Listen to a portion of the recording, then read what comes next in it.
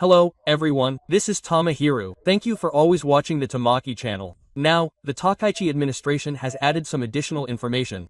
Regarding the coalition government between the Liberal Democratic Party and the Japan Innovation Party, people often ask, why didn't the Democratic Party for the People join the coalition, or was it overtaken by the Japan Innovation Party? Quote. I often get asked this question, so I'd like to explain my perspective, the Democratic Party for the People's perspective.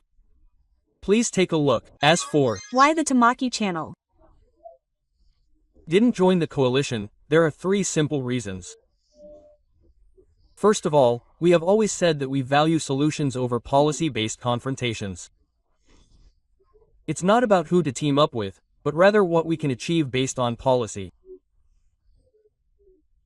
Well, when we feel that we truly agree on something, we have decided to cooperate with any political party on the policies that need to be pursued, and we intend to continue doing so in the future. In a sense, the basic idea is that we were not originally thinking about forming a coalition with any party. On top of that, Mr. Takaichi and Mr. Tamaki pointed out that if we are going to discuss policies, why not form a coalition based on policy? In response to this, it is true that Mr. Takaichi and the new LDP President and Prime Minister have some overlap in terms of economic policy.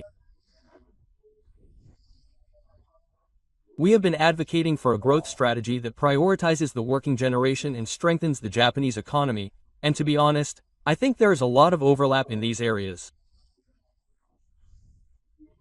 However, our relationship with the LDP has been through many changes recently. The LDP is a large political party, so even if the president tells us to do something, it is difficult to get things done. Also, since we have experienced this firsthand, if they keep their promises properly, we decided to strengthen our cooperation based on that relationship of trust, and to proceed while confirming each point one by one. Specifically, during the Kishi cabinet, the Liberal Democratic Party and Komeito were locked in a lockup, but even then, we unfroze the trigger information. This is what we now call a reduction in the provisional gasoline tax rate. In order to do this, despite being a small opposition party, we supported the budget and somehow managed to realize this policy. In order to realize the policy, we received a lot of criticism, even more than we do now, even though we were in the opposition at the time, and some even said, "Why did you support Mr. Motoi?" Despite this, we still supported it and somehow managed to realize the policy. We wanted to help drivers who were struggling with high gas prices. Well, with that kind of feeling, I was determined to do my best to approve this budget, but in the end, it wasn't implemented. That's one reason for the history of the position. The second, somewhat painful experience for us was the three-way agreement concluded by the Secretary-General of the Three Agreements Management Committee on December 11th of last year.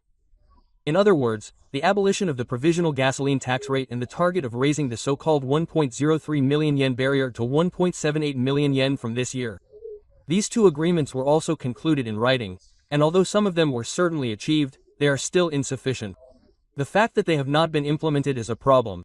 This is the Ishii cabinet, and in other words, the Kishida cabinet, the Ishii cabinet, and the Ishii cabinet, as the LDP, we made promises, but in the end, they were not fulfilled. So, as I mentioned earlier, there are some areas where Prime Minister Takaichi and I overlap in terms of economic policy. However, the LDP is a large organization, and it doesn't change easily even if the top changes. In addition, with these two experiences, the first is the three-way agreement. If we can properly fulfill both of these third-party agreements, a relationship of trust will be built, and the possibility of new collaborations will expand based on that relationship of trust.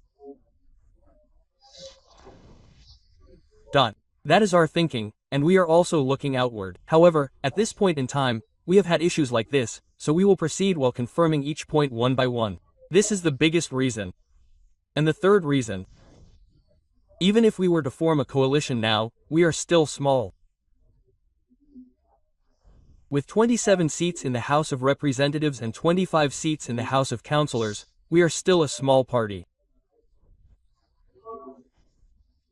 If we were to be swallowed up, we would not be able to fully realize our policies. First of all, we need to become larger. After considering all the factors, we have decided not to form a coalition this time. Tacky channel. Of course, we have Received many voices saying that it would be good if we joined the coalition this time, but well, we would like everyone to understand that this is the result of our unwavering policy, and we have discussed and decided each matter with our colleagues. The real political situation is yet to come.